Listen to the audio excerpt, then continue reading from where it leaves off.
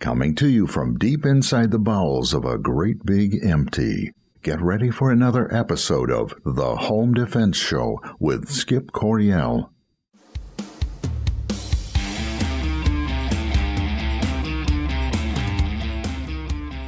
Hello, American families. Welcome to this week's episode of The Home Defense Show. I'm your host, Skip Coryell. And if you love your family, care about them deeply, and want to learn how to protect them in every facet of your life, then you've come to the right place. We got a great show for you today, and I know that you're going to love it. We've got a great show, but it's also, a confusing show for me. I have feelings of ambivalence about today's show. Here we are in the height of spring. The birds are singing, the sun is shining, the mushrooms are growing, the flowers are blooming.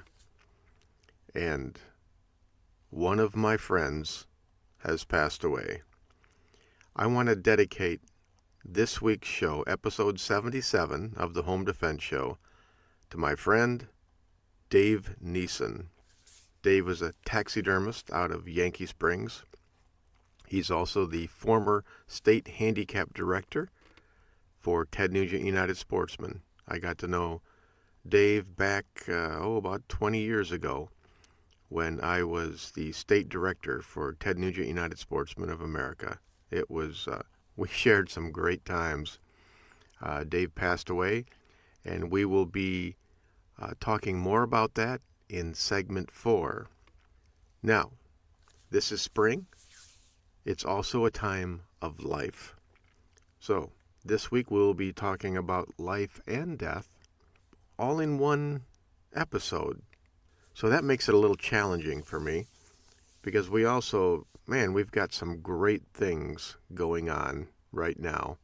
I was out mushroom hunting with my brother yesterday, and we got so lost. We were out there in the Berry State Game Area in Yankee Springs, and geez, we were out there for 4 hours, and at least 3/4 of the time, we didn't really know where we were. We had a GPS, but the GPS wasn't really making any sense.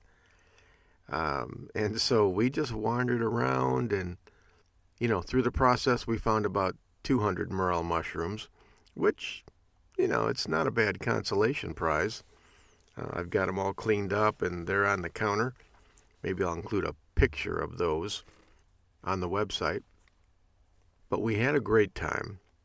We had just been to Fort Custer National Cemetery in Battle Creek at Dave's funeral.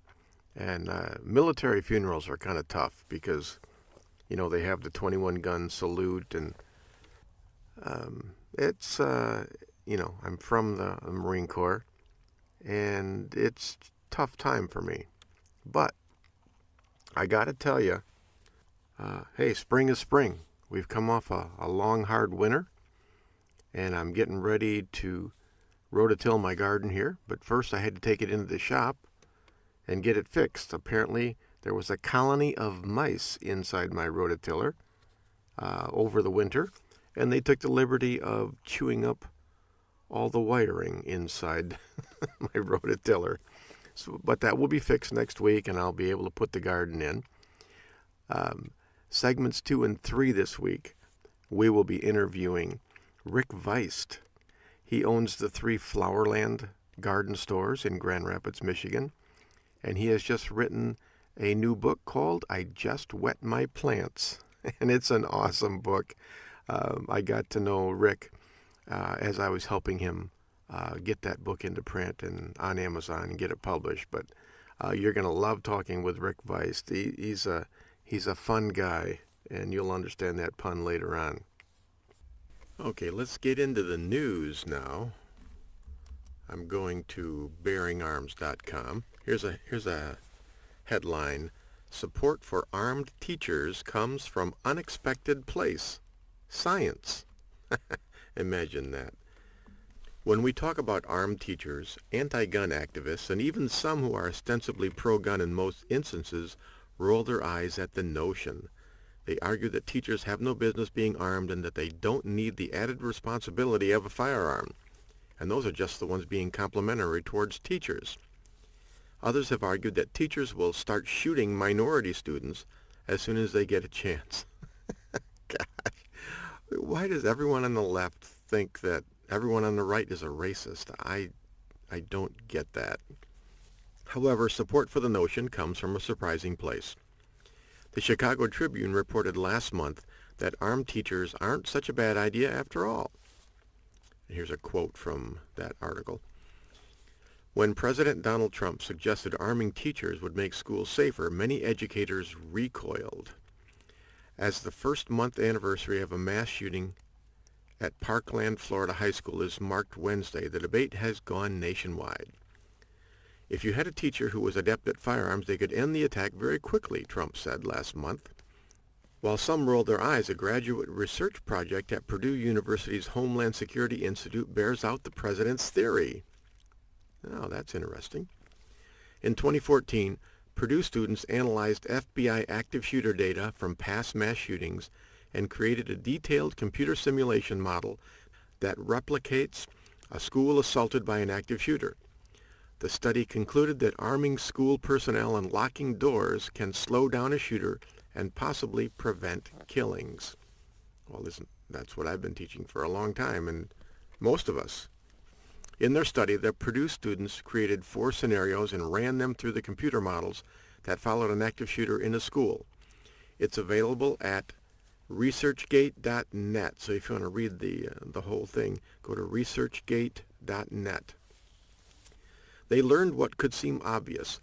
If a police officer or other armed school official confronts the shooter, fewer casualties are likely to occur. Dietz said the gun debate is so polarizing, his students sought to use science to inform people in the middle of the debate. What we found was profound, said Dietz.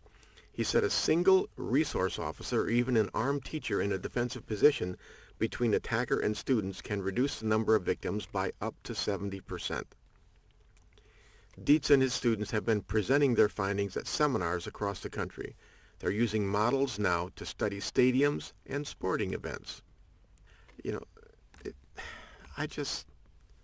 why do we need science to prove common sense? Everyone who knows anything about guns or tactics knows that the only way to stop a bad guy with a gun is a good guy with a gun.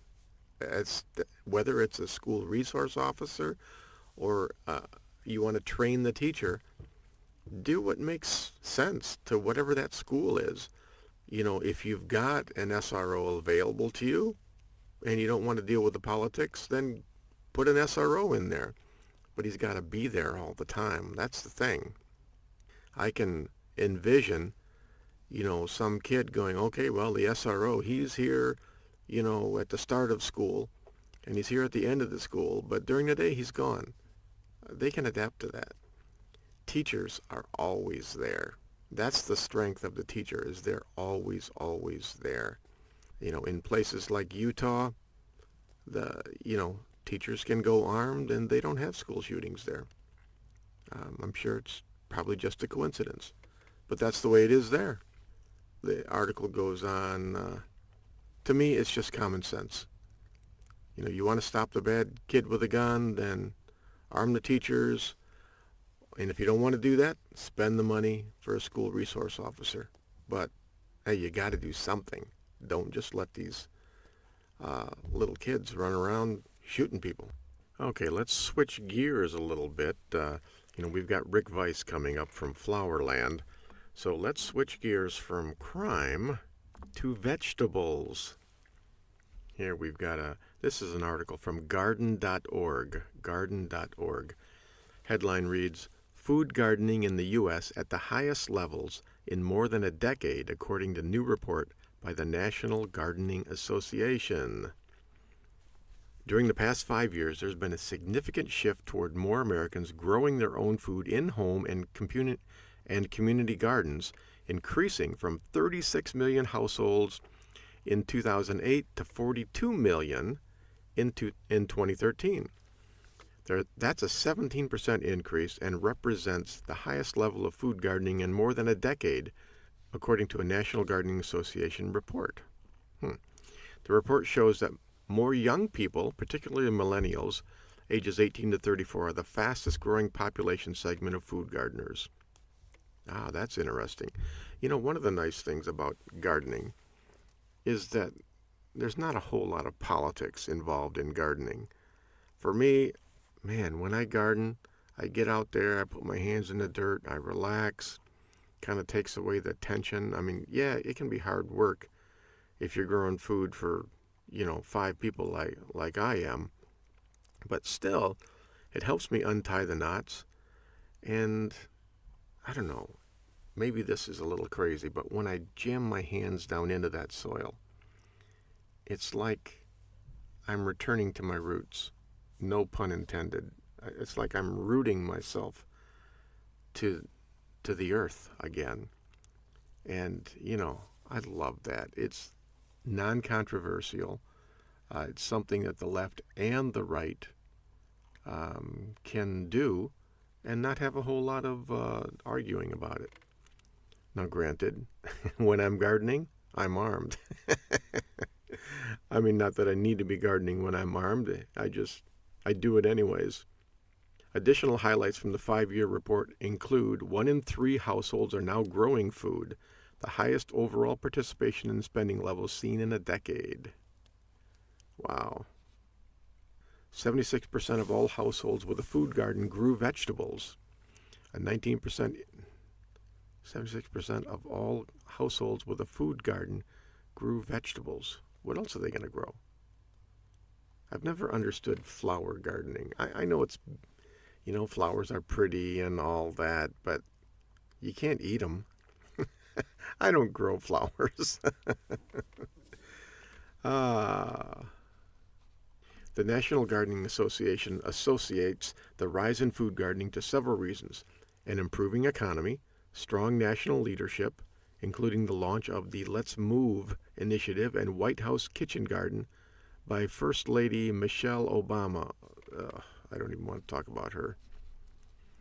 Okay, well, hey, that's an upbeat, positive thing to talk about, and we will use that to segue into segment 2 and 3 with Rick Vuyst from Flowerland.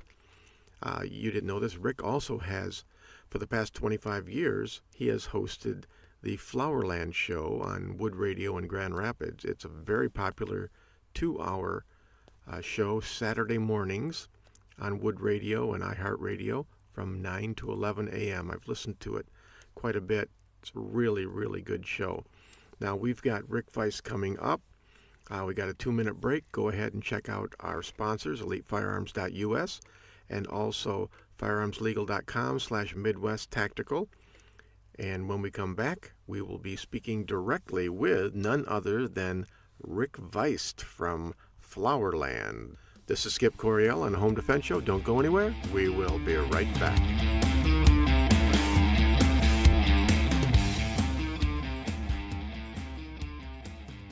My name is Cedric Coryell. Welcome to the Home Defense Show with my dad, Skip Coryell. Don't go nowhere. We'll be right back. This is Skip Coryell from the Home Defense Show, and I want you to have the very best handgun that money can buy. And that's why we recommend you visit Larry Jackson at Elite Firearms and Training. As a concealed carry instructor, I see people every week out on the range with guns they can't shoot properly because they didn't know what to buy. That will never happen at Elite Firearms and Training. Larry Jackson will personally fit you with your very own personal defense pistol. So call Larry Jackson today at 616-299-8715 or visit elitefirearms.us. This is Colonel Danny Gillum. I host Frontlines of Freedom, a weekly syndicated military talk radio show. One of my co-hosts is Skip Coryell, the host of this show. We cover things that impact military and veteran communities, and we do it from the veteran's perspective. The show is broadcast across the nation and is also available as a podcast on our website, frontlinesoffreedom.com. Please join Skip and me weekly on Frontlines of Freedom.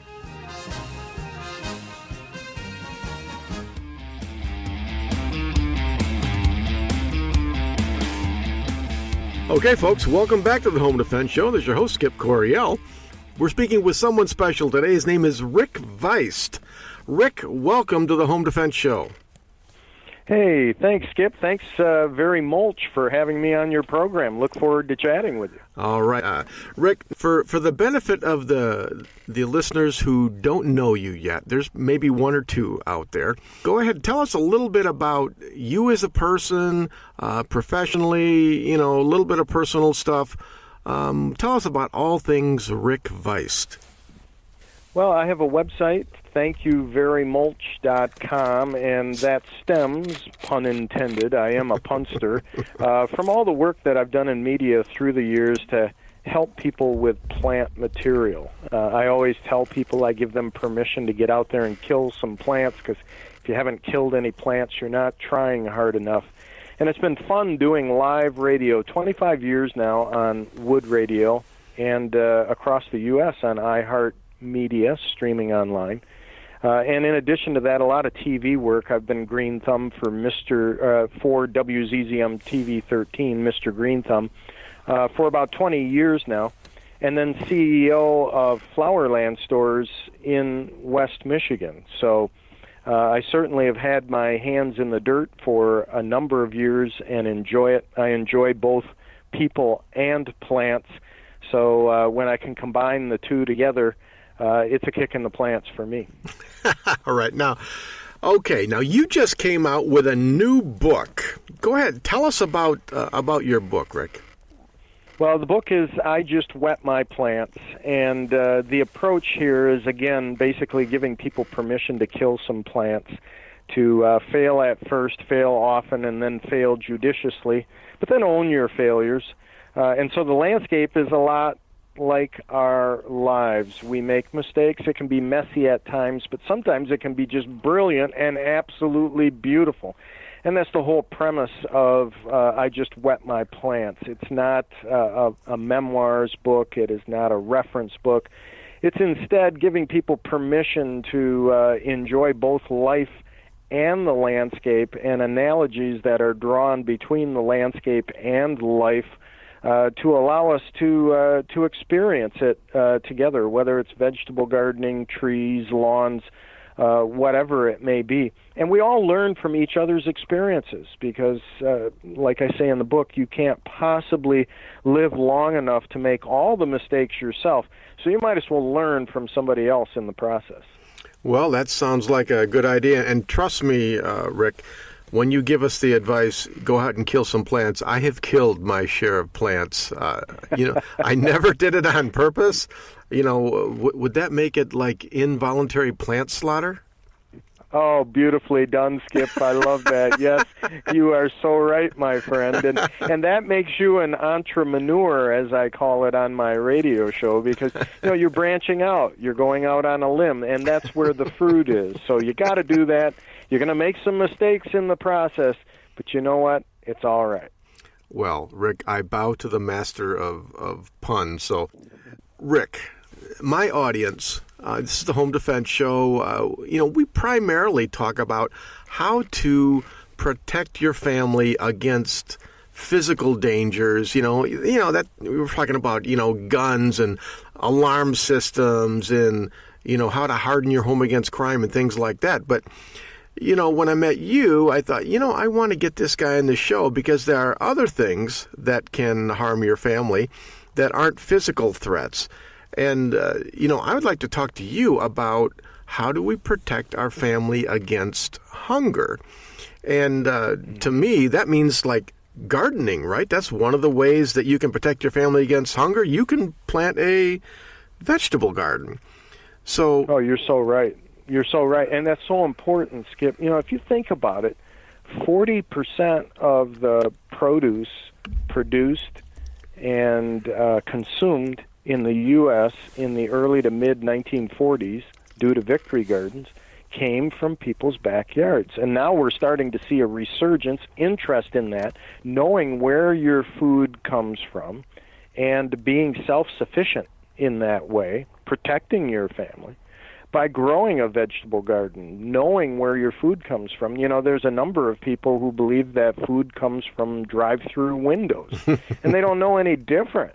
And it's so important to get your hands in the dirt and to recognize where the food comes from, and have the ability to produce some of it yourself. What a concept. What a concept. Well, yeah, it's just, I'm a hunter as well. I deer hunt and squirrel hunt, rabbit hunt, all that stuff. It's the same kind of a deal. People think that meat comes in cellophane at the store, and that's really not the case. Someone has to grow this stuff, right? So, you got it. I suppose my garden, I plant a garden every single year, and there's an interesting story. When I was a kid, way, way, way back, during Bible times, my mom and dad, we had like 6 kids in the family, and we grew all of our food, all of our vegetables, and canned it and all of that stuff. And it was a big garden. And I hated working in that garden. And every summer I'd be out there in the hot sun, and we'd be rototilling and hoeing and weeding and harvesting and all that stuff. And for like 10 years, every year I'd go, I will never do this. I can't wait. When I turn 18, I will never, ever do this again. And, I think maybe 5 years, after I moved out of the house, I was back to gardening again. And I just found this satisfaction. It's like, hey, here's something that I can control. And I just love getting my hands down in the dirt and smelling the dirt.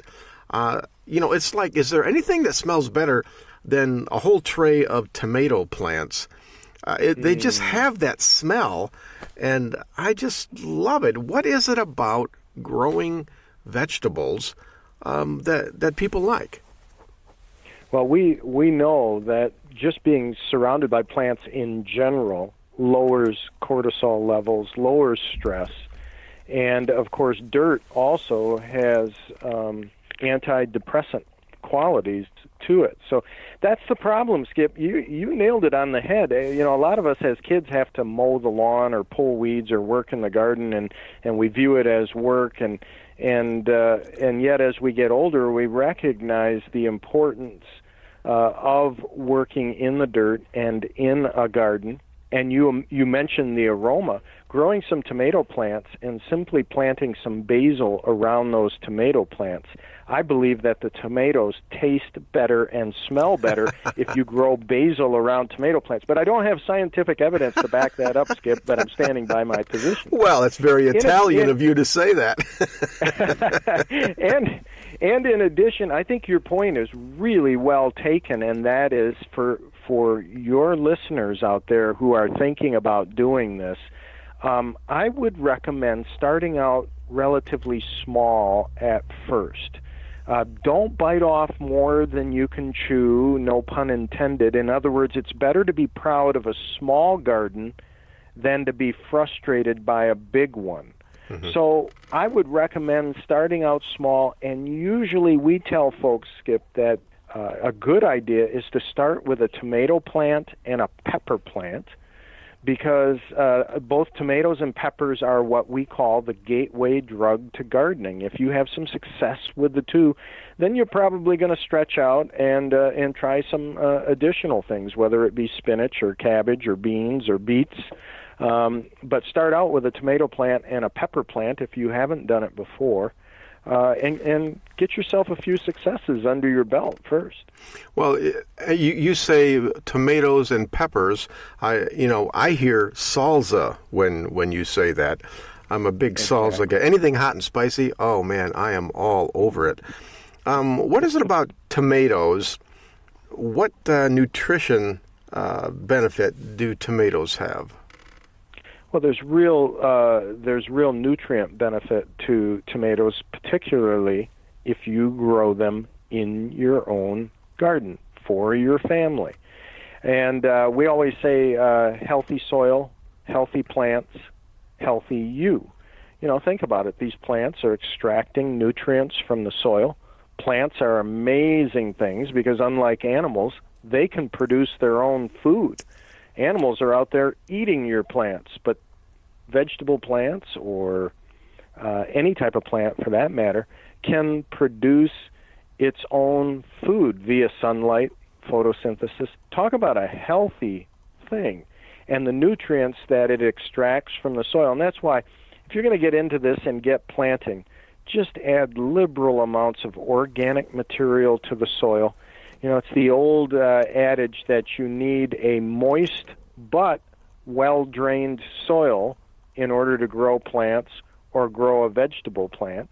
And really, the key to success in doing that, Skip, is organic material mixed 50-50 with the parent soil. Just be liberal with it. I'm talking about leaf compost, leaves, cow manure, that sort of thing, peat moss, any kind of organic material you can get your hands on.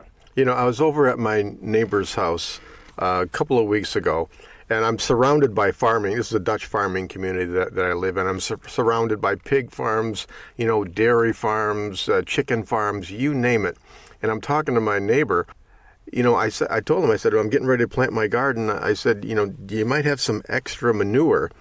And he says, yeah, sure. Just, just pull your pickup truck here. I'll get the front end loader. I'll give you all you want. And I said, well, thank you. And it's not every day you can talk your neighbor into giving you some crap. And he certainly, you know, that's what I like about, you know, being out in the country. All your neighbors give you crap, and they don't even charge for it. But anyway, we're about out of time for this segment, Rick. Before we go on break, go ahead and tell the listeners where they can go to learn about all things Rick Vuyst.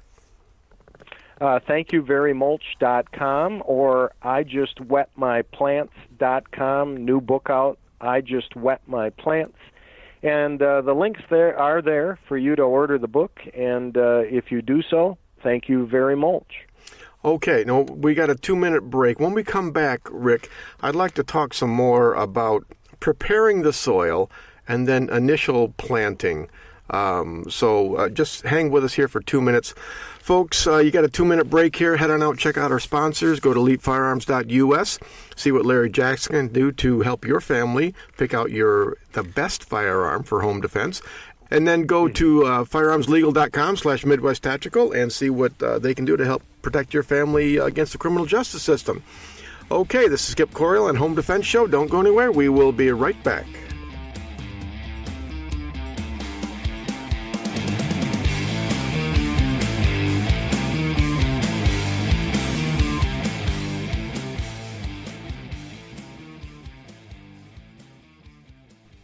This is Felix Coriel on the Home Defense Show.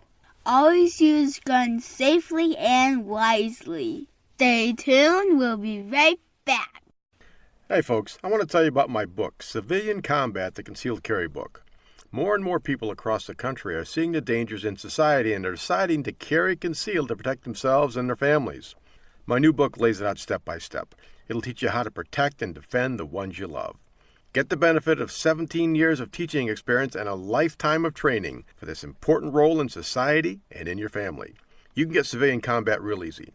Just go to Amazon.com, search on Skip Coriel Civilian Combat, and it'll pop right up there. Don't put it off any longer. Get Civilian Combat, the Concealed Carry Book by yours truly. Wouldn't it be wonderful if life was like the movies and the good guys always won? In today's world, if you're forced to use your firearm to protect yourself, you will need protection. Firearms Legal Protection is here for you. FLP provides you with seasoned, experienced attorneys that handle your criminal and civil matters as a result of you protecting yourself. FirearmsLegal.com provides its members with uncapped attorney's fees, bail bond protection, and coverage in all 50 states. We are not a reimbursement plan. You can access uncapped attorney's fees for as low as $10 a month. Firearms Legal members are provided with educational services, training videos, and access to our vast national attorney network. While you're protecting yourself, let Firearms Legal protect you. Listen up, folks. This is important. There are plenty of legal protection services out there, but none will protect you as well as Firearms Legal Protection. This is the one I use and the only one I recommend. Visit firearmslegal.com/Midwest Tactical and protect your family now.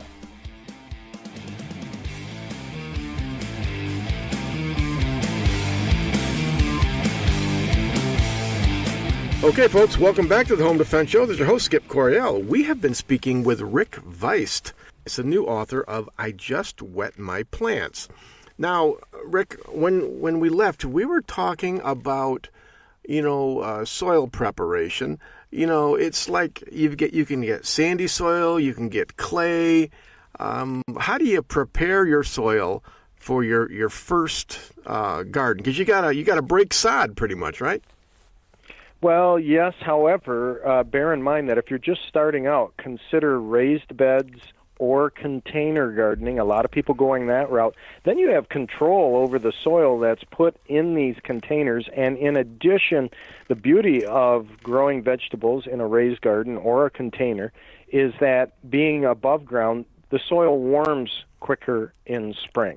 And that brings up another good point, Skip, and that is if you're going to try some vegetable gardening, first of all, pick a good sunny location. Most vegetables need at least 6 hours of direct sunlight a day, so make sure to plant in a sunny location. As we mentioned in the first segment, plant in a good soil, and if you're planting in the ground, which is what I call the parent soil, make sure to work in 50-50 liberal amounts of organic material, particularly in fall when the leaves are falling off the trees. That's a great opportunity to incorporate them in the soil.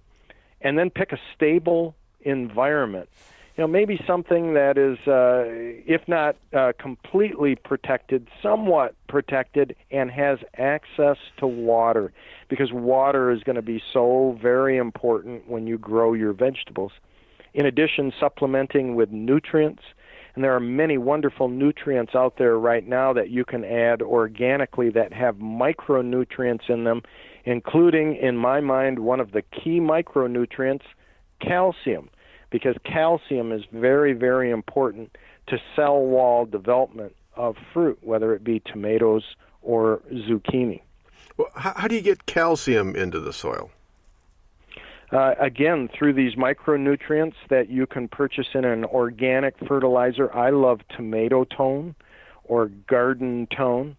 Some people will try doing it via eggshells or other organic approaches, and there is calcium in our soils, but sometimes a little boost of calcium helps to avoid the cracking and zippering of fruit, because not only do we want it to taste good, Skip, we want it to look good too.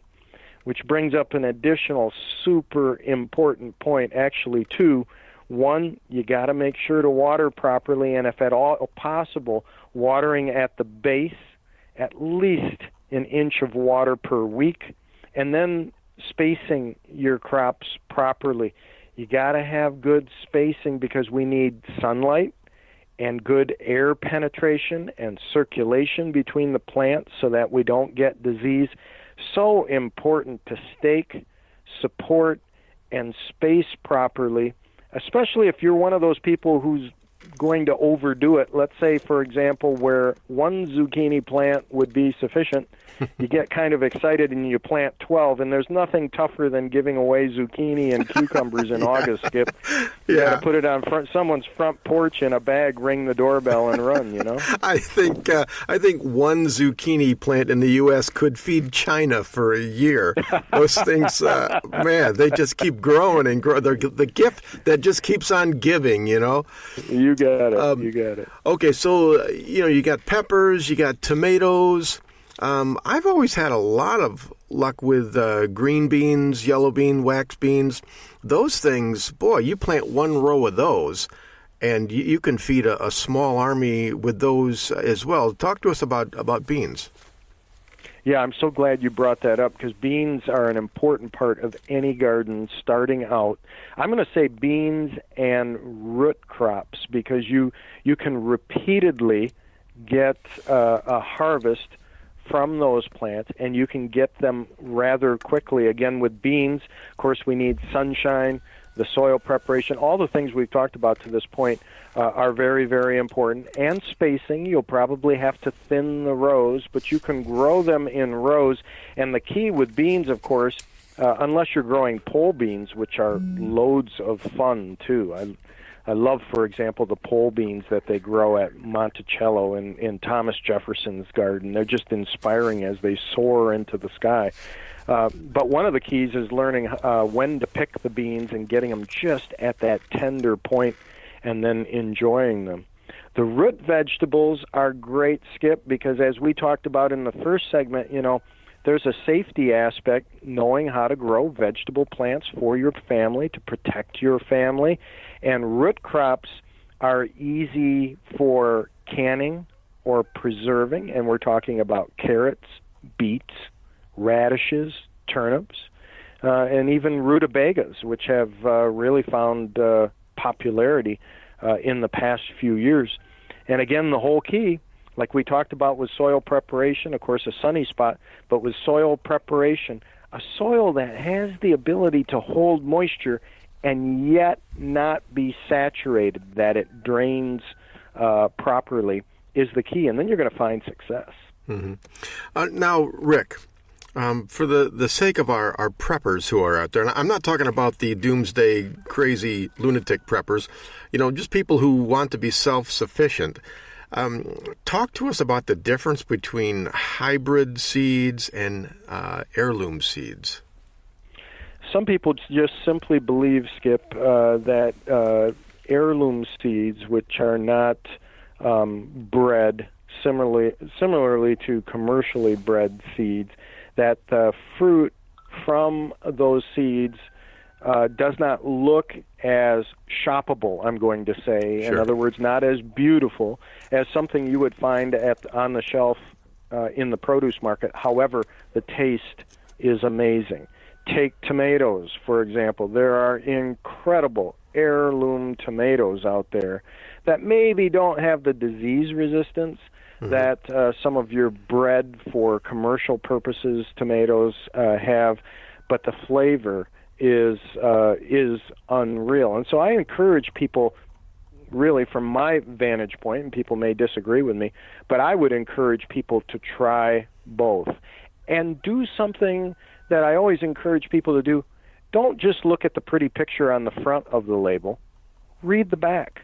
Read the back. It gives you great information, days to harvest, or as it relates to the tomato plants we were talking about, Skip, it's going to tell you if a tomato is determinate, indeterminate, or semi-determinate, and that also is going to affect how you grow that tomato plant. In other words, the size of the tomato plant, whether you're growing in containers or in the ground. So, from grass seed to vegetable plant, Skip, I always tell people, they put a pretty picture on the front of the package for marketing purposes, but the info you need, you're going to get on the back of the label. Mm-hmm. Now, tomatoes. I love growing tomatoes, but, I've had so many problems over the years getting tomatoes to ripen up. It's like they'll get huge and big and green, and then sometimes they just rot on the vine. Yeah. What's going on with that? Yeah.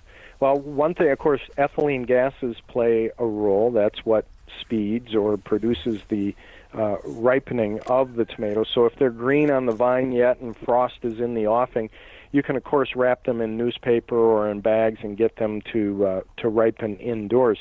But the cracking and the zippering of the fruit, or when they look strange on the bottom and they, as you call it, rot, we call that blossom end rot. And again, there are two factors involved here. Number one, calcium available to the plants, so important in order to avoid that blossom end rot. The other issue is water. And if a tomato plant dries out in between waterings, you can get blossom end rot, cracking, and zippering. So right from the very start, when people plant the tomatoes, I recommend you take that little tomato plant and you pinch off some of the branches on the lower portion of the tomato, and you'll see that that stem is hairy in nature. Roots are going to grow out of that stem. Deep plant it. Plant it deeper than it currently is in the pot. Roots will grow from that. You will have a deeper root system for that tomato plant, better able to hold moisture as we go through the summer, because I'll tell you what, they do draw a lot of water out of the ground. And then you can avoid that rotting or that zippering of that fruit. Rick, one of the things that I really liked about your book is that you juxtapose people and plants, and there really are some similarities, and you've just told us about another one right now. What happens to a plant when it's a child is the same thing that happens to people when they're children. The things that happen to you when you're little, they affect you, through your whole life. And you've just given us another great example. Well, there's no question about that, Skip. And we learn these lessons as we move on through life, or we interact with other people or plants. And I guess that's all part of the journey, and it makes us well-grounded, right? Yeah, absolutely. Now, all of these things that you've been talking about, and more, a lot more, they're in your book, I Just Wet My Plants. How can people get a hold of your book, Rick? Well, the book is available on Amazon, and the best way to find the links to get the book are to go to thankyouverymulch.com. That's thankyouverymulch.com.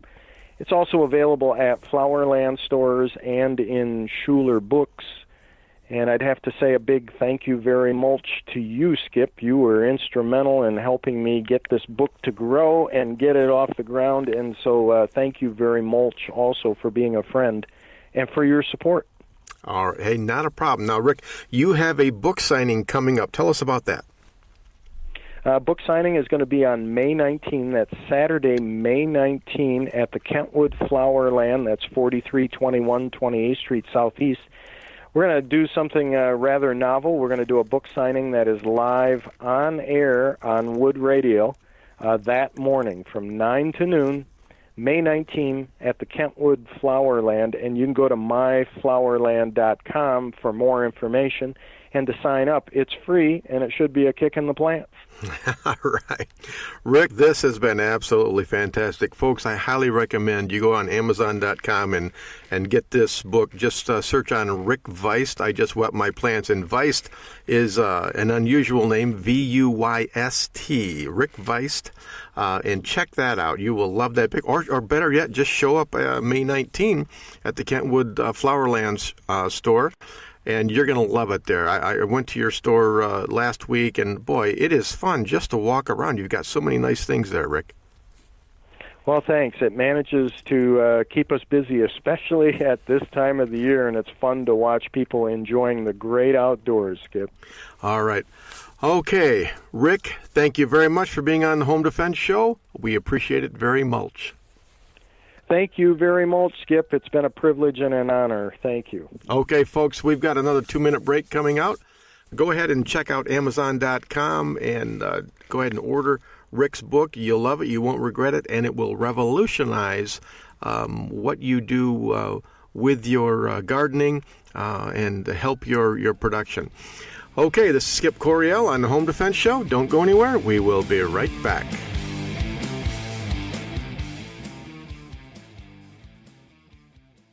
Welcome to my dad's Home Defense Radio show. You're gonna love it. Hey folks, I want to tell you about my book, Civilian Combat, the Concealed Carry Book. More and more people across the country are seeing the dangers in society and are deciding to carry concealed to protect themselves and their families. My new book lays it out step by step. It'll teach you how to protect and defend the ones you love. Get the benefit of 17 years of teaching experience and a lifetime of training for this important role in society and in your family. You can get Civilian Combat real easy. Just go to Amazon.com, search on Skip Coryell Civilian Combat, and it'll pop right up there. Don't put it off any longer. Get Civilian Combat, the Concealed Carry Book by yours truly, Skip Coryell. This is Colonel Danny Gillum. I host Frontlines of Freedom, a weekly syndicated military talk radio show. One of my co-hosts is Skip Coryell, the host of this show. We cover things that impact military and veteran communities, and we do it from the veteran's perspective. The show is broadcast across the nation and is also available as a podcast on our website, frontlinesoffreedom.com. Please join Skip and me weekly on Frontlines of Freedom. This is Skip Coryell from the Home Defense Show, and I want you to have the very best handgun that money can buy. And that's why we recommend you visit Larry Jackson at Elite Firearms and Training. As a concealed carry instructor, I see people every week out on the range with guns they can't shoot properly because they didn't know what to buy. That will never happen at Elite Firearms and Training. Larry Jackson will personally fit you with your very own personal defense pistol. So call Larry Jackson today at 616-299-8715 or visit elitefirearms.us. Skip, it's time for the Armed America Report. What do you have this week? All of us here at Frontlines of Freedom want our listeners to get trained and get armed in that order. We fully support the right to keep and bear arms for all law-abiding families, and we encourage you to find out about the laws governing use of deadly force in your state and follow them to the letter. And of course, don't forget to follow the rules of safety and common sense whenever you're carrying a firearm to protect the ones you love.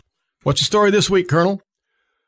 Well, Wednesday morning in Detroit, 56-year-old Alan Ferris decided to begin a crime spree spanning 7 hours. The crime spree started about 9 p.m. Tuesday west of Detroit with an attempted carjacking and 2 other carjackings that left 2 women wounded. A third woman was forced to drive into the Detroit enclave of Highland Park, where she was dropped off. About 3:30 a.m. Wednesday, Ferris exchanged gunfire in Detroit with an undercover state trooper he tried to carjack. Police say shots were also fired when the officers saw Ferris behind a garage about 4 hours later. He was found dead, and no officers were wounded. Thanks, Colonel. Carjackings are one of the easiest crimes to avoid because they require the cooperation of the victim in order to be successful. Despite that, carjackings continue to persist because drivers either don't know how to respond or don't have the courage to resist. Here are a few tactical tips you can use to prevail in the event you are carjacked. 1. Take advantage of exigent circumstances. You are behind the wheel of a 3,000-pound bullet. You can step on the gas and drive away, and that is by far the best tactical response. When you stop in traffic, always leave a car's length distance between you and the vehicle to your front. This gives you options and room to maneuver. If a deadly threat exists, don't hesitate to use that 3,000-pound bullet to your advantage. If that means running over your attacker or smashing into his motorcycle, then so be it. Just make sure your response is legally justified. 2. Always keep your doors locked anytime you are inside your vehicle. This keeps you from being surprised. When you see any sign of danger, just drive away, but always keep the car moving whenever possible. 3. Always carry your firearm when driving in big city traffic. One of my students was stopped at a Detroit traffic light when a man walked up to his car and rapped on his window with a pistol. My student nodded, drew his own firearm, and pointed it at the carjacker, who immediately fled. 4. Always operate at a heightened state of awareness when in the city. People tend to relax inside their vehicle because they feel invulnerable. Don't let this happen to you. And finally, 5.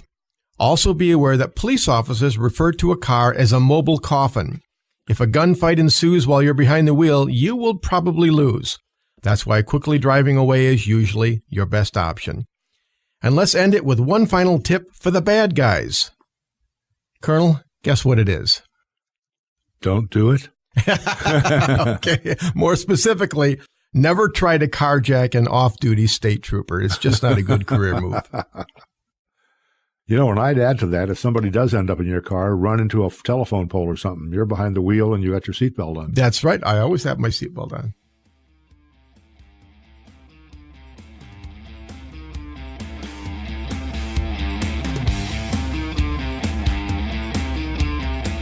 Okay, folks, welcome back to the Home Defense Show. This is your host, Skip Coryell. We have been speaking with Rick Vuyst from Flowerland and the new author of...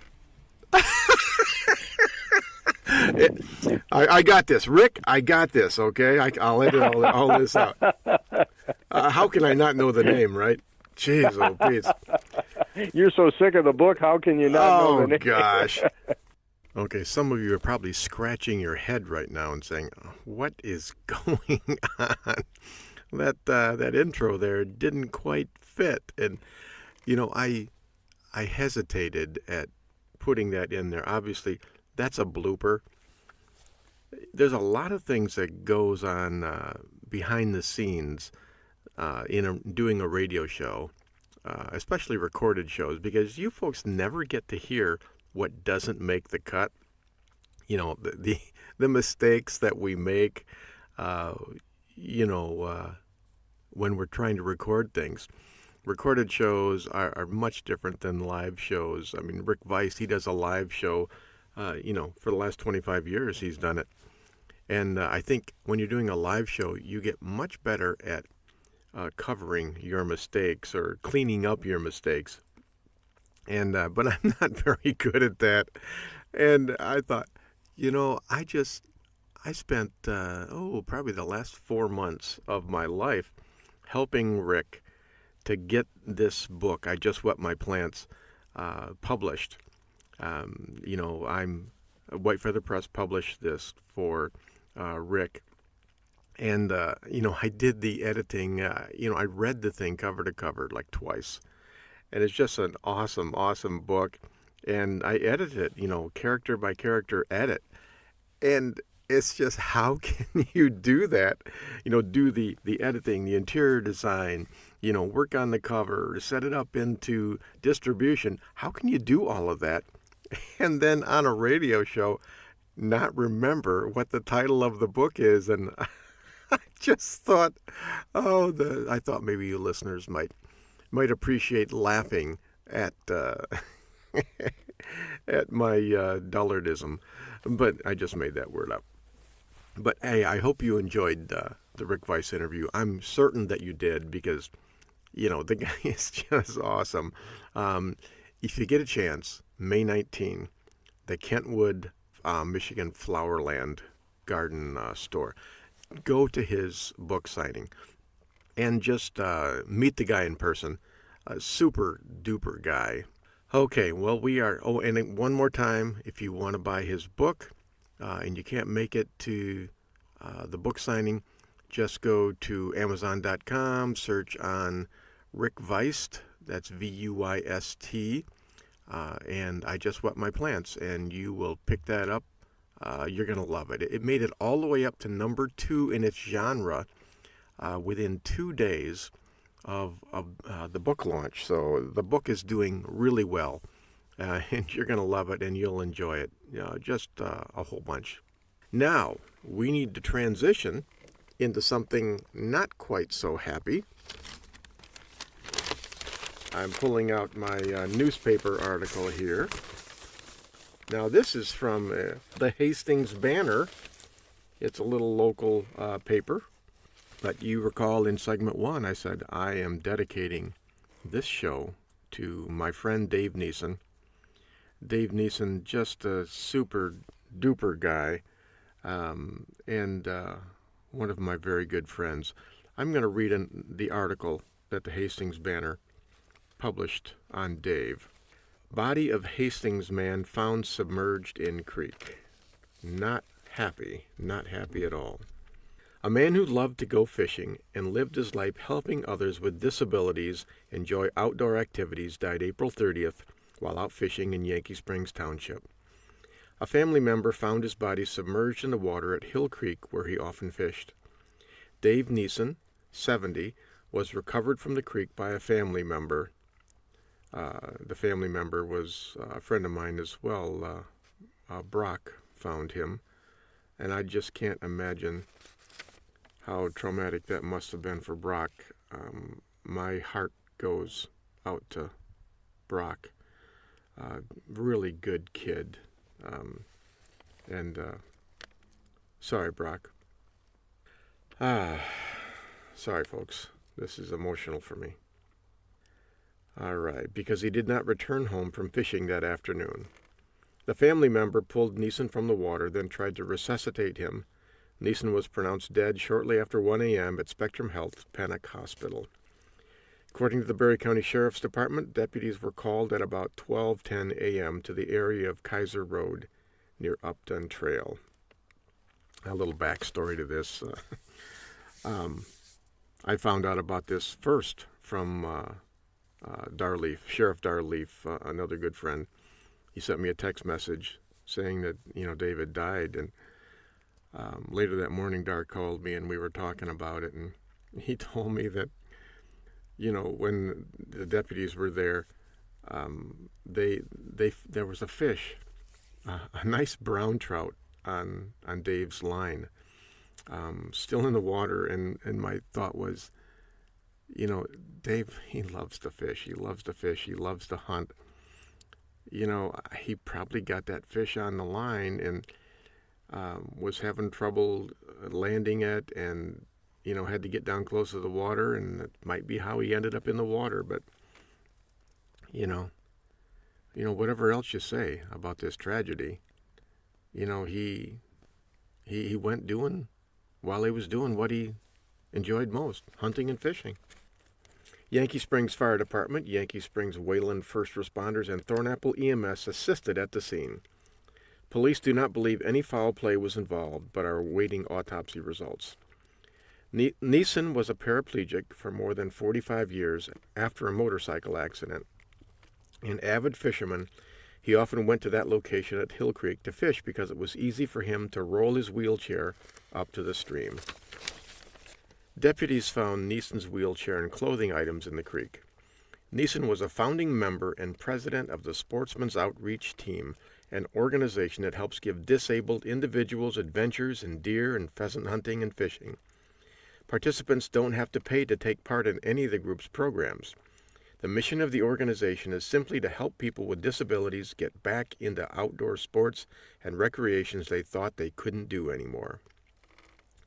The organization works with people who have suffered brain injuries or battled substance abuse, along with veterans from VA homes in Grand Rapids and Battle Creek, as well as students from the Barry Intermediate School District. Neeson also was a U.S. Army veteran serving in Japan and Vietnam, where he was wounded in action and received a Purple Heart and Bronze and Silver Stars. That's another thing. I knew Dave for 20 years. I didn't know he won the Bronze Star or the Silver Star. He never talked about it. He was such an unassuming, humble person that, and I know when someone dies, people are, all you hear is good things about him. Well, but with Dave, there weren't a whole lot of bad things to say about Dave. He was always smiling. He was always joking. I remember some of the things Dave would say would just crack people up. I mean, the little sayings that he had, and some of them, when I was state director for Ted United Sportsmen, and Dave was working with me, I'd ask him to do something, and it's like, no matter how busy he was, he never told me no.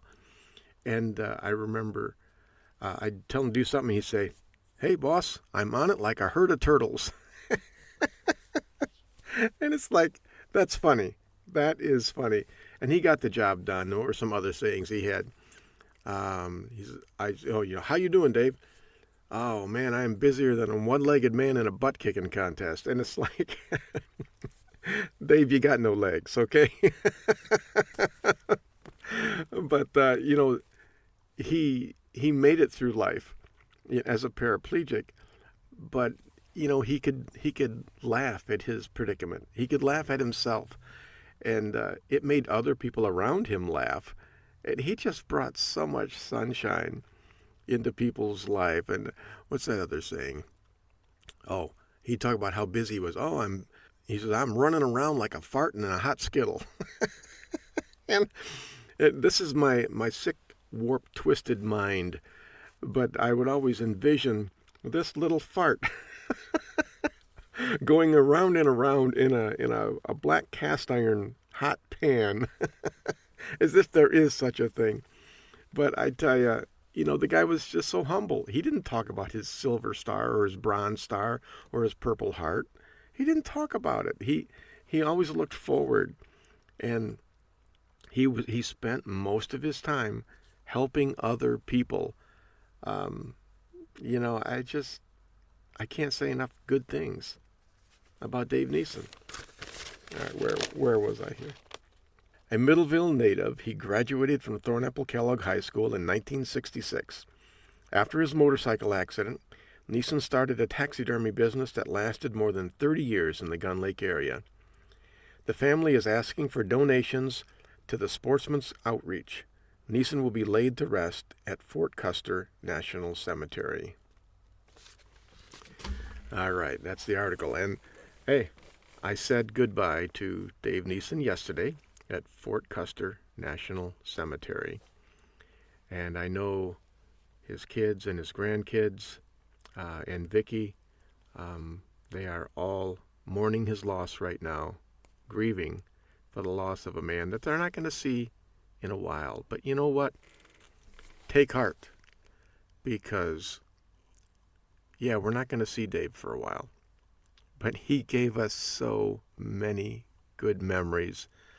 And I could just go on and on and on and on about some of the things that Dave and I went through and some of the things that he did. The man stood up for what he believed was right, even when it was going to cost him something. He was a patriot. Dave Neeson was an American patriot. He fought for his country. He was wounded. Bronze and silver stars, they don't just give those away for nothing. And I'm happy that he was laid to rest in a national cemetery surrounded by other brave patriots. And I look very much forward to seeing Dave again when I complete my life's journey. I think we'll go up there and we'll be sitting on a heavenly bank fishing. And you know what, Dave?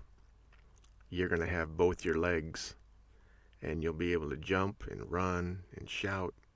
You can get down to those brook trout that you normally couldn't get to. So I'm really looking forward to that. And my condolences to the family and all the friends. Once again, this show is dedicated to Dave Neeson, my friend from Berry County, Michigan. All right, folks. Man, we've covered a lot of stuff today. We've covered the yin and yang of life, life and death, and spring and winter. We've done it all, but we've had a good show. Before we go, I just want to remind you, May 19 is a book signing for Rick Vuyst. I Just Wet My Plants. Go to Amazon.com and check that out. Vuyst, V-U-Y-S-T. And also, while you're on Amazon, here's a shameless plug for my book, Civilian Combat, the Concealed Carry book. Check that out as well. You might as well buy both the books and save on shipping. Of course, check out our sponsors, EliteFirearms.us and FirearmsLegal.com/Midwest Tactical. Oh, boy. You know what? We are out of time, but I am going to go mushroom hunting today. As soon as I get this loaded onto the website, I am going out to get more mushrooms, and I'll tell you all about that next week. Okay, folks, that about wraps it up for this week's episode of the Home Defense Show. Until next week, remember, your purpose in life is to find something greater than yourself and serve it. Always remember, God, family, country, in that order. It's important how you live, but it's equally important how you die. Your family and the ones you love need your protection, so train, always train, stay alert, stay alive. Until next week on the Home Defense Show, this is your host, Skip Coryell. God bless you, God bless your family, and God bless America.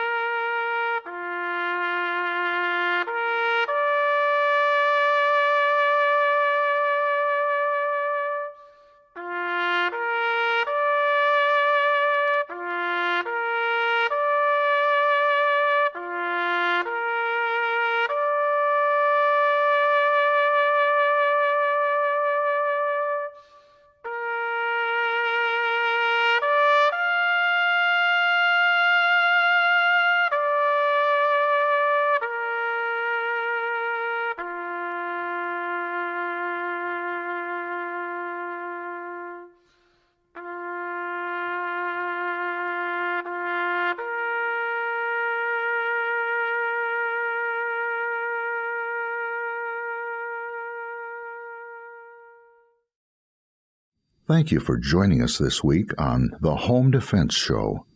Now, get out there and protect the ones you love. We'll see you next week with more of the best in home defense. Bye-bye, boys! Have fun storming the castle!